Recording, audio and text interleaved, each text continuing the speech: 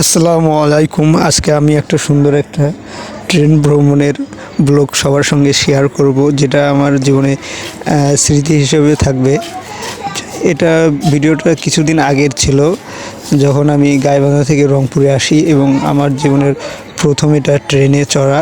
এবং এত সুন্দর একটা ফিল পাই আমি। এর আগে আমার ট্রেনে চড়া হয় নাই কখনো।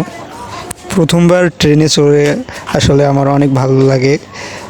যখন গাইবান্ধা থেকে রংপুর যাচ্ছিলাম, এর মধ্যে কিছুক্ষণের জন্য কাউনিয়াতে ট্রেন থামে এবং এখানে আমি দেখতেছিলাম যে এই স্টেশনটা কতটা সুন্দর এবং চারপাশে কিছু পুকুর আছে, বেশ কয়েকটা, এবং সুন্দর গাছ লাগানো আছে, যেগুলো দেখতে অনেক সুন্দর দেখাচ্ছিল এই স্টেশনটা।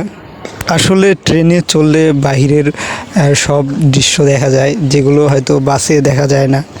এবং প্রথমবার ট্রেনে চড়ার পর সত্যি অনেক ভালো লাগে আমার, যে আশেপাশের সব জায়গায় দেখা যাচ্ছিল। তাছাড়া বাসে এরকম দেখা যায় না। অনেক ভালো ভ্রমণটা ছিল। সবাইকে অসংখ্য ধন্যবাদ এত সুন্দর একটা ভিডিও দেখার জন্য।